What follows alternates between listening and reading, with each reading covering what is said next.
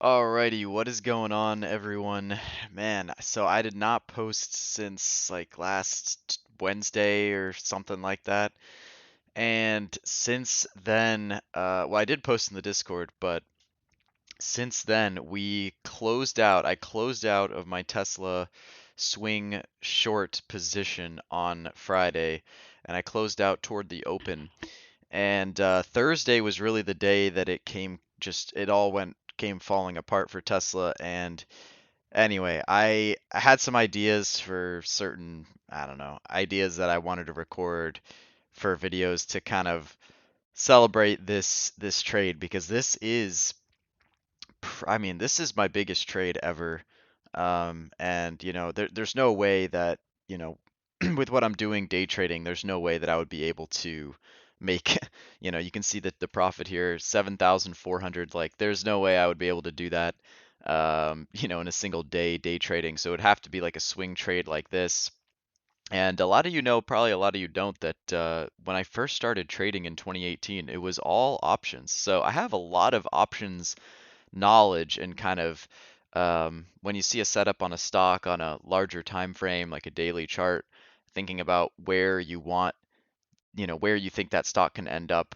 I mean, 99% of the time you look at a stock, um, and there's really not a clear setup, right? So the only reason I would ever put something like this on, and the whole reason that I did this, was because I thought that there was a chance for a very large move in a very short amount of time, and those are the situations where I like to put an options play on. I would never do this. I mean, you guys know my main thing is day trading. I would never put on a options play where like I'm buying in the money, in the money strikes, with like a lot of risk and like a lot to lose, right? The whole point of this play was that there was very little to lose and a lot to gain. And you can see we did, when it works, it's gonna hit big, right?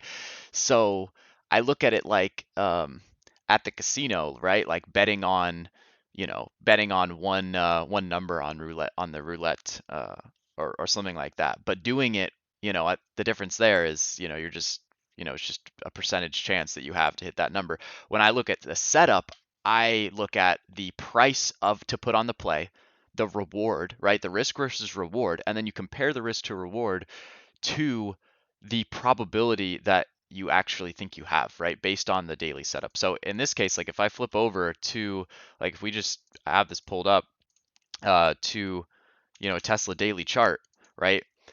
I'll show you right here. This is the 12th. This is where I put this play on, all right? So you can see all my executions here. Um, so this is here, I put the play on right here. This is all my executions on the 12th right here. So you can see all on the 12th here, I got to this final position of long 21. So this is position. So 21, 140 puts, right? I got to 21 long, and then right here, I actually bought back one of the shorts because I was 21 short on the 135s, but then I bought one back. So all that does is I'm minus 20. I have 20 spreads. You can see 21 versus 20. So I have 20 put spreads between 140 and 135. And then I've just got one naked 140 put just hanging there so that I had a little bit of, I don't know, just a little. I like the possibility of unlimited profit, right? Because when you just have a spread, then you're just capped. So your profit is capped, your risk is capped, which is all good, all well and good. But I just added that one. I mean, these were $52 when I bought them, 50 or 53. Here, $52 when I bought them. So versus what that turned into, which I'll show you in a second. But again, going back to that daily chart, you can see the 12th. That's when I went into the position. The stock, I remember it was trading right around 172. So it was right around the middle of this candle. I put that play on. You can see the next day we got that gap up, and that was off that CPI number. We got that gap up, but then all throughout the day, I remember stocks sold off, and Tesla was especially weak. But just forget about those kind of intricate details. Look at this daily chart, right? You zoom out on this, um, right? So there was, I don't want to get confused here, but what I was looking at here was really it's really simple. Like it's just nothing fancy, but double bottom here, you can see this green candle and then picking up here, nice kind of wick on the top. And I was looking at not just Tesla, but daily charts of other names like Nvidia or other names. Like if you flip over to Nvidia, like let's just take a look on the 12th what this stock was looking like it was going to do. So here's um, the 12th. Actually, Nvidia went up and gapped up. I don't know. Maybe that's not a good example. Let's just stick to Tesla for now. So anyway, double bottom here, but look at how it doesn't really come down and touch the support. Here is the support.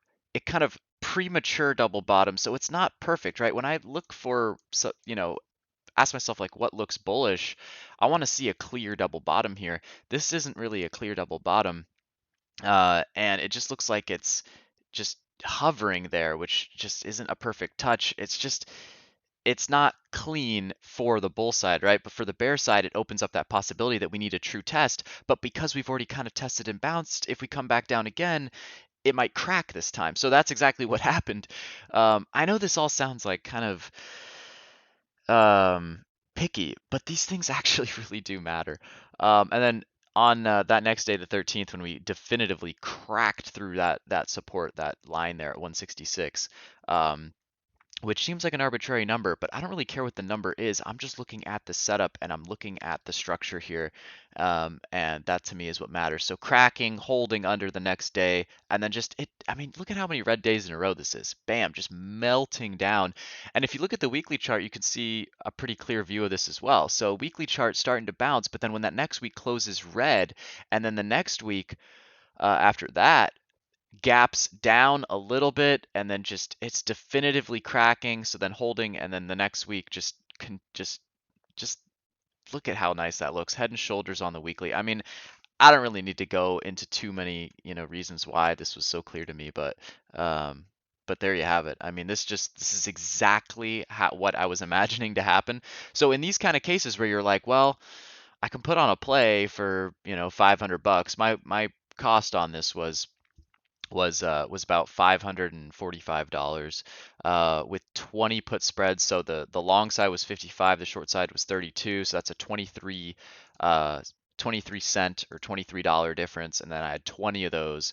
So if you multiply that, it comes around to about 500 and a little over 500 bucks with the 21 on the long here and 20 on the short with the 135s. And then you can see from there on, all of this is just profit taking. I didn't take profit until the 20th, where those spreads were. You can see now this is a 175 difference. So I sold three for 175, sold another for this was $2 between these two. Here selling another for $2. Here selling another for you know what is this, 250. Here's another for 325 or so. Anyway, so getting bigger and bigger just as the days go on. But then I did my best to hold for that last day. So here on Friday, I got a little nervous because Thursday we had this huge sell-off. That's where my puts were just going crazy. I mean, guys, from $23 cost to these last sells here were, about $5. That's over a 2,000% return on that last batch. And coming into Friday, I was still holding 10 of the put spreads. So if you look at the whole position as 20 put spreads, I was still holding half of the position on the final day because I was trying to soak it out as much of the position as I could. Even here on Thursday, while it was dangling at the lows, I could have gotten out and just left about 200 or so on the table. Because if you think about 10 put spreads that I could have sold for about $4.80 each, or $480 each, so that's $20 you're leaving for 10 contracts. That's $200 you're leaving on the table, but that's it. And then obviously 480 times 10, that's $4,800. So like at that point, you're risking a lot to make very little at that point. But nevertheless, I did hold, and then at the right off the open, I got a little nervous. I was just like, you know what? It's the last day, and I could see that I could sell them for about 490, 495. So that is what I got here on these last 10, all here. So you can see coming into that last day, I was still holding 10, and then I got out. So, you know, This is a real trade, and it was pretty epic. I could go over to my monitor tab. You can see here, this is where I took the position just to like confirm all this. These are all my cells. Um, and yeah, and then I actually took a stock. I've taken stock trades on this in between. But you can see here all the cells. So you can see 495, my last batch. Actually, that was only one. You can see that was only one. Here, four I sold for 498. So anyway, this has been my best trade ever, and it was the best Christmas present that I could ask for. Money. But it's so funny. So what I want to just say is, tomorrow I'm going on vacation for about 8 or 9 days, and tomorrow the market's open. There's a possibility I trade tomorrow morning before my flight, but the point is, for the next week or so, maybe a little over a week, I'm not going to be day trading. And last time I went on vacation 6 months ago, you guys who watched the channel and are stuck around, you guys know, last time I went on vacation, it did not go well because I just couldn't stay away. I whipped open my laptop early in the morning because I was in Hawaii, so the market opens at like 4 a.m. And that was my introduction to futures trading. I actually applied to futures trading and got access to futures trading while I was in Hawaii, and then I was so excited. And the next morning, I traded futures, and then it only took a couple days to have a blow up day, my worst day ever. I lost 7,500. About 6,400 of that was from futures. I did have some equities trades that day. But needless to say, this time when I go on vacation, because we're going back, and I am not gonna be touching my trading. No way, Jose. I've learned that it's just no way. I'm not. I mean, you're supposed to be. I'm gonna be on vacation, right? For God's sakes, just take a break from trading for 1 week. Why don't you? So I'm gonna take a break. I'm not gonna trade, so that that doesn't happen. I mean, again, I don't trade futures anymore, so I learned from that mistake. But what's so funny too is that now with this trade, I am pretty much like my account balances are pretty much identical to what they were at the end, at the market close of that day, that first day uh, where I lost 7,500 in one day. At the end of that day, that is kind of what my account looks like right now. Which, because before that, it had all been so good. So I'm like kind of that's kind of the only thing now. That's kind of the only difference between my account now and when it was what it was before that day started, which is good.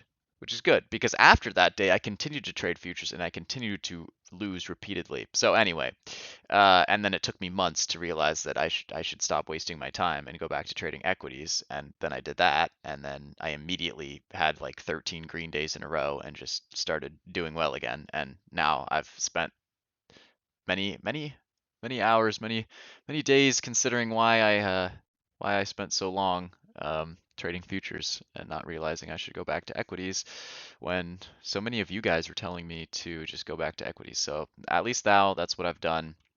And the equities trading is going well. We're at an all well, not an all-time high, but we're at a high since returning to equity. So you can see the date range here. This is the 1st of October. So pretty much through September, we were still trading futures. The October really marks the first month since we returned back to equity. So this is kind of where I like to have the date range set from the beginning of October. So you can see the P&L over the last 90 days here we can do. So this really is from the beginning of October, and you can see where we're at. So we've been doing really well. In fact, if we look at calendar. Um, and check out December. We only have one red day in December. Now, granted, a lot of these green days are really small. But like if you look at like this day, it just so happens we were down and then we recovered, right? So that was last Friday. So we had like a lot of red trades to start the to start the day, and then I should have stopped trading, but I didn't, and then I made it back. So um, anyway, so doing well in December just in terms of consistency, and Anyway, yeah. So I just wanted to come out, show all this stuff, go over the trade one last time, celebrate it in a way, and say, yeah, my account, all things considered, is in a pretty great spot right now. Just at the beginning of, uh, October, it was really in the pits. Um, and and yeah, I mean, just it only took a few days to make 7,500. I mean, this trade only lasted like 11 days, so this is the best trade I've ever taken, best options trade I've ever taken, uh, and it feels amazing. And it's just, yeah. But yeah, you can do the math on this too. One thing I forgot to mention is you can do the math. 10, 20 put spreads at 500 a piece, max profit. There was over $10,000 potential on this trade, and then with that running one. You can see I sold it right here, I think 475. So this was the naked 140 put that I had on top. So the 20 spreads and then the naked 140 put. So that's right here, 475. I got rid of that. But I have to say, look at what it look at what it was worth, down here, 1,845. So I sold it way too early in hindsight. But again, when the naked ones have a lot more risk, like if we had gotten a pop in the stock the next day, this would have easily gone down to just, 50 cents or, would have gone destroyed. But anyway, so I did sell out of that one a little early in hindsight, but anyway, that's all just to say that the 20 put spreads, that has a max gain of 10,000, but then with that added naked put, if I had closed that for 1,845, then the max profit would have been 11,845, right? So if you look at max being 11,845 on this trade, you know, we got better than half of that. 7,400. I'm really happy with that because if you take profit along the way, then you're not going to get max profit, right? The only way I would have gotten max profit is if I had held the entire thing to the close on Friday, which, would have been kind of scary. If we look at the stock on Friday, it got hammered, but man, it had a short squeeze, man. This thing started flying to the upside, and yeah, it came crashing back down for sure. But when it starts putting in these candles, that's a, dollar candle right there, just flying up, right? And you got to imagine the amount of shorts in this thing. The squeeze potential is there. I traded this, by the way. This is where I made about, $360 on it on Friday, all in here. I was buying just the equity of it. But anyway, the point is it moved from 121 to 128.50 very, very quickly. And, that can be kind of scary if, and again, all I needed was it under 135 by Friday. So for sure, it would have been a max profit trade 100%. But that's just not to say that this stock can put in big poppy moves. Um, you know, and even here on Thursday night, we got some news on it. Musk says he's not selling anymore, and that's when I started getting nervous because this thing looked dead, and then it got a pop up to almost $130 a share. And at that point, you have to imagine if it opens the next day at 130, it's only $5 away from 135. If it can get there, all of a sudden my spread is going to you know, is at risk at that point. But anyway, that's not what happened. So anyway, amazing trade. I'm going on vacation the next 8 or 9 days. I may post something. If I do, it'll be I don't know. I don't know what I would post. I'm not going to be trading. So um, anyway, yeah. So I'm going on vacation. Not gonna trade. Not gonna trade. If I trade, it'll be like options plays or something like that, where I just have a capped risk, and I know what I'm in for. Versus day trading, it won't be futures contracts. I can tell you that. So we're not gonna have a big blow up day on vacation this time around. All right.